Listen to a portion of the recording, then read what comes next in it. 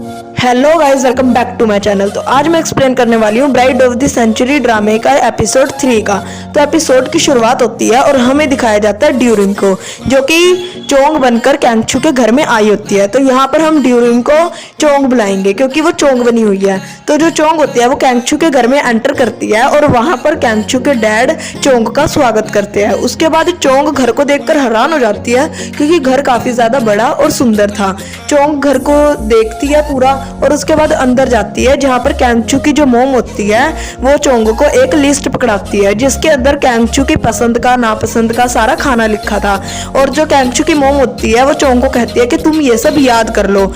उसके बाद वो चोंग को कैंगचू के रूम में भेज देती है और बोलती है कि जब लंच का टाइम होगा तब हम तुम्हें बुला लेंगे। तो जो चोंग होती है वो कैंगचू के रूम में चली जाती है। तो जो कैंगचू का रूम होता है वो काफी ज्यादा बड़ा था और सुंदर भी था। तो वो रूम को एक्सप्लोर करना शुरू कर देती है, वहां की चीजें देखना शुरू कर देती है। तो वहां पर जब वो रूम के अंदर जाती है तो वहां पर उसे है ना एक हेलमेट और एक स्वॉर्ड टाइप कुछ दिखता है। तो वो है ना उससे खेलना शुरू कर देती है, उसे वो पसंद आता है। तो खेलने के बाद वो बेड पर लेट जाती है। बेड के ऊपर म्यूजिक सिस्टम का रिमोट पड़ा होता है। तो वो जैसे ही लेटती है रिमोट के ऊपर, तो वैसे ही वो जो म्यूजिक सिस्टम होता है वो बजना शुरू हो जाता है। और है ना वो हैरान हो जाती है, उठ के वो इधर उधर देखने लग जाती है कि ये गाने कहाँ से बजने शुरू हो गए। तो वो जैसे ही देखती है तो उसके सामने खड़ा होता है कैंगचू, जो कि ना उसको घूर रहा होता है। और वो उसे बोलता है कि तुम ये हो, तुम वैसे तो बहुत एटीट्यूड दिखाती हो कि मैं ये नहीं करती वो नहीं करती, और तुम अंदर आके ऐसे पागलों जैसी हरकतें करने लग जाती हो।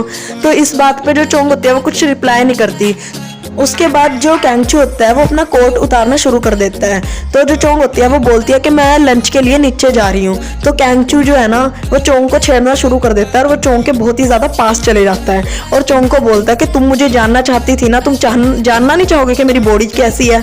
तो इस बात पे जो चोंग होती है वो थोड़ी सी ना वो हो जाती है, अनकंफर्टेबल हो जाती है। और वो है ना कैंगचू को धक्का देती है पीछे और बोलती है कि तुम्हारा पिटने का इरादा है क्या, तुम ये चाहते हो कि मैं तुम्हें पिटूं।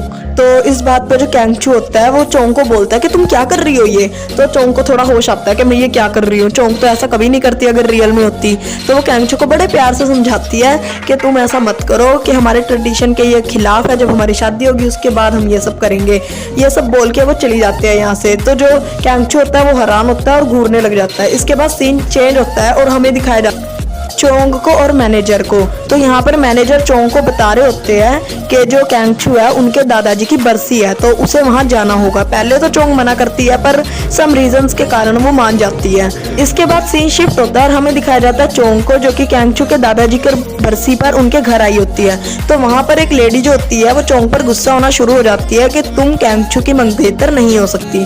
खैर यहाँ से सीन शिफ्ट होता है और जो चोंग होती है वो कूड़ा लेकर वहां से चली जाती है, यानी वो काम कर रही होती है, कूड़ा वगैरह फेंक रही होती है। वहां पर उसे मिल जाती है रोमी, जो कि उसे ताने देने लग जाती है। तो चोंग सोचती है कि ये है कौन। वो अपने फोन में चेक करती है जहां उसे पता चलता है कि जो रोमी है वो उसकी बहुत ही अच्छी दोस्त है और कैंगचू की मैनेजर है। तो वो ये सोच के हैरान हो जाती है कि दोस्त ऐसे होते हैं क्या। इतने में ही वहाँ कैंगचू आ जाता है और चोंग को बोलता है कि तुम एक्टिंग बहुत अच्छी कर लेती हो काम करने की और वगैरह वगैरह। तो इस बात पर जो चोंग होती है उसे गुस्सा आ जाता है और वो बोलती है कि तुम तो एक कुत्ते से भी गए गुजरे हो, यानी कि कुत्ते में भी तुमसे ज्यादा इमोशन होते हैं। तो इस बात पर जो कैंगचू होता है वो उसे देखता रह जाता है कि इसने बोल क्या दिया ये।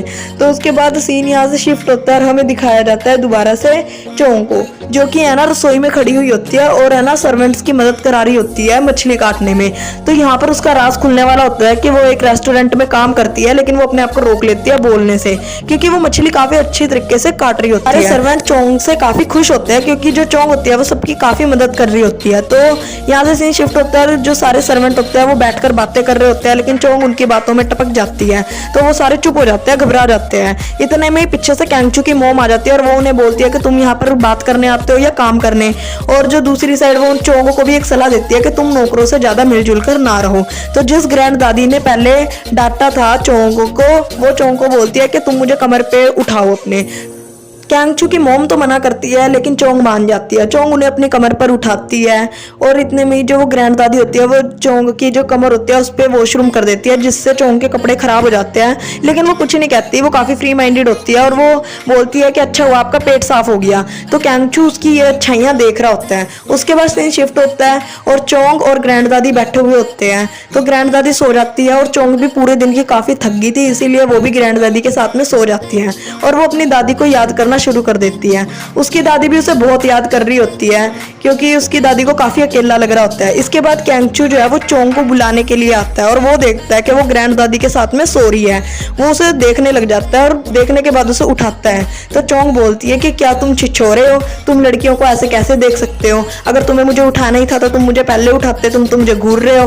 तो इस बात पे जो कैंगचू है वो कहता है चुप हो और चलो, तुम्हें बुलाया है दादाजी की बरसी पे। तो वहां पर बरसी का सारा काम खत्म होता है, वो बरसी वगैरह कर लेते हैं और उसके बाद जो चोंग होती है वो सारा सामान हटा रही होती है वहां से, लेकिन वहां लाइट चली जाती है। तो चोंग वहां पर माचिस जलाती है जिससे कि कैंगचू बिल्कुल उसके सामने आके खड़े हो जाता है और वो डर के एक ही दम से गिर जाती है। तो लाइट आ जाती है और हमें पता लगता है कि जो चोंग थी वो कैंगचू के ऊपर गिर गई थी। तो ये सब रोमी देख लेती है और रोमी यहाँ से दुखी होकर चली जाती है, जिसपे कि जो चोंग होती है वो बोलती है कि ये मैंने जान के नहीं किया, लेकिन कैंगचू बोलता है कि तुमने ये सब रोमी को दिखाने के लिए किया। तो उसके बाद सीन शिफ्ट होता है और हमें दिखाया जाता है चोंग की मोम को, जो चोंग को बहुत याद करती है। सीन दोबारा शिफ्ट होता है, हमें दिखाया जाता है कैंगचू को जो कि रोमी के साथ खड़ा होता है। रोमी यहाँ पर कैंगचू को बोलती है कि वो उससे बहुत प्यार करती है और ब्रेकअप की जरूरत नहीं है, लेकिन कैंगचू को पता है कि उसकी मोम उनकी शादी के लिए कभी नहीं मानेगी, इसीलिए कैंगचू साफ साफ मना कर देता है और रोमी जो है वो कैंगचू के गले मिलती है। इन सबको चोंग देखती है और वहां से पतली गली से निकल जाती है, यानी कि यहाँ से दौड़ जाती है और इन सबको कैंगचू भी देख लेता है। तो उसके बाद जो चोंग होती है वो एक जगह जाकर खड़ी होती है जहाँ पर उसे एक लेडी दिखती है और वो सोचती है पता नहीं ये लेडी कौन है। वहाँ के सर्वेंट से वो पूछती है कि ये यहाँ पर तुमने किसी को देखा? तो वहाँ के सर्वेंट बोलते हैं नहीं, हमने तो किसी को नहीं देखा। तो वो थोड़ी आगे जाती है और वहाँ पर उसे एक बिल्ली के बच्चे की रोने की आवाज आती है। तो जब वो पास जाती है तो देखती है बिल्ली का बच्चा रो रहा होता है क्योंकि जो बड़ी बिल्ली थी उसकी डेथ हो गई थी, यानी कि जो बिल्ली के बच्चे की मम्मी की डेथ हो गई थी। तो वो जाती है नीचे और वहां पे से बिल्ली के बच्चे को निकालती है। कैंगचू उससे पूछता है कि तुम ये क्या कर रही हो? तो वो कैंगचू को बिल्ली का बच्चा पकड़ाती है और उसके बाद बिल्ली की जो मम्मी होती है उसे रख के साइड में रखती है और बोलती है कि तुम एक गड्ढा खोद दो। तो यहाँ पर एक काफी ज्यादा फनी कॉन्वर्सेशन होती है जहाँ पर कैंगचू से बोलता है कि तुम्हें क्या लगता है ताइवान ग्रुप का मालिक एक गड्ढा खोद देगा? जिसपे जो चोंग होती है वो बोलती है क्यों, बैन है क्या, तुम खोद नहीं सकते? तो कैंगचू बोलता है कैसे खोदते हैं, मुझे खोदना नहीं आता। तो चोंग जो होती है उसे खड़ी खड़ी सुनाने लग जाती है कि तुम्हें ये भी नहीं करना आता, तुम किसी काम के नहीं हो, निकम्मे हो वगैरह वगैरह। तो इस बात पे जो कैंगचू होता है ना वो हैरान हो जाता है कि मुझे क्या बोल रही है। तो वो गड्ढा खोद के बिल्ली को दफन कर देती है। उसके बाद सीन शिफ्ट होता है और ये घर पर आते हैं। तो घर पर आते टाइम चोंग जो होती है वो गाड़ी में ही सो जाती है। इस पर कैंगचू उसे उठाता है और रोमी के बारे में बताने लगता है, लेकिन इतने में ही वो बिल्ली का बच्चा जो होता है वो वहां पर बाथरूम कर देता है, जिससे कि जो कैंगचू होता है वो ना चोंग को उतार कर वहां से चले जाता है। और है ना जो चोंग होती है वो पीछे से उसे गालियां दे रही होती है। तो उसके बाद सीन शिफ्ट होता है और हमें दिखाया जाता है वहां पर मैनेजर को जो कि चोंग को डांट रहे होते हैं कि अगर असली में चोंग आएगी तो उसे कितना बुरा लगेगा क्योंकि वो बिल्ली बाली के बच्चे को नहीं छूती। तो उसके बाद सीन शिफ्ट होता है और हमें दिखाया जाता है चोंग और कैंगचू को जो कि एक इंटरव्यू के लिए एक मॉल में आए हुए होते हैं। तो वो मॉल के अंदर आते हैं, वहां पर ना एक लेडी होती है जो कैंगचू से बदला ले रही होती है क्योंकि कैंगचू ने उसे उसकी नौकरी से निकाल दिया था क्योंकि उसने एक बारी बीड़ी पी थी। तो इस पे वो एक जो टमाटर होता है वो फेंकती है कैंगचू पर सामने आ जाती है चोंग, जिससे चोंग के ऊपर वो गिर जाता है टमाटर। तो ना जो कैंगचू होता है उसे कुछ घंटा फर्क नहीं पड़ता और वो बोलता है चोंग को कैसे लेके जाओ और उसके कपड़े बदलवाओ, जिससे चोंग जो होती है वो कैंगचू को घूरने लग जाती है और उसे धक्का देके साइड से निकल जाती है। रोमी जो होती है वो चोंग को एक लिस्ट पकड़ाती है कि ये तुमसे सवाल पूछे जाएंगे और ये है जवाब, तुम्हें इसके अलावा और कोई जवाब नहीं देना। तो इस पे जो रोमी होती है वो चोंग की शक्ल देख रही होती है क्योंकि चोंग बिना मेकअप के भी काफी ज्यादा सुंदर लग रही होती है, क्योंकि वो चोंग है ही नहीं, वो ड्यूरिम है तो उसकी स्किन चोंग से अलग होगी।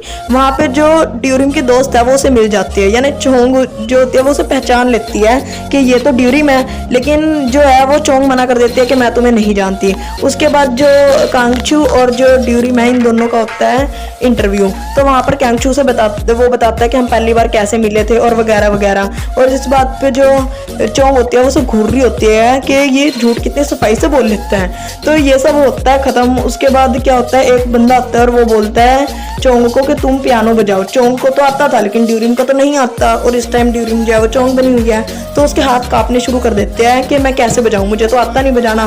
तो जो चोंग की दोस्त होती है वो उसे पहचान लेती है और वो पानी लेके आती है, तो वो गलती से गिरने का नाटक करती है जिससे कि सारा पानी पियानो पर गिर जाता है और वो बजाने से बच जाती है, मतलब जो पियानो है उसको बजाने से बच जाती है।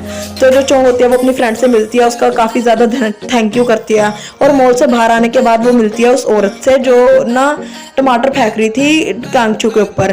तो वो लेडी उसे बताती है कि मेरे छोटे छोटे भाई बहन है और मेरे पेरेंट्स नहीं है, मुझे उन्हें पालना होता है, मैंने बस एक ही बार बीड़ी पी थी और मुझे कैंगचू ने बाहर निकाल दिया, मैंने इतने साल दिया इस जॉब को, वो ऐसा कैसे कर सकते हैं। तो इस बात पर जो है चोंग को रोना आ जाता है और वो ना उसे कुछ पैसे पकड़ाती है और है ना वो उसके बाद कैंगचू से बात करने के लिए उसके होटल जाती है, जहां पर वो कैंगचू को बोलती है कि तुम्हारा दिल बहुत ही ज्यादा छोटा है, तुम बहुत ही ज्यादा बकवास इंसान हो, तुम ऐसा कैसे कर सकते हो, कैसे बाहर निकाल सकते हो। तो जो कैंगचू होता है वो उसे बोलता है कि ये तुम्हारा कोई बिल्ली का घर नहीं है कि तुम बिल्ली को खाना खिलाओगे और जाने दोगे, ये मेरा ऑफिस है। तो इस बात में इन दोनों की लड़ाई होती है और वो उसे बोल के चली जाती है कि एक अच्छा दिल होना भी जरूरी है, खाली पैसे होने से कुछ नहीं होता।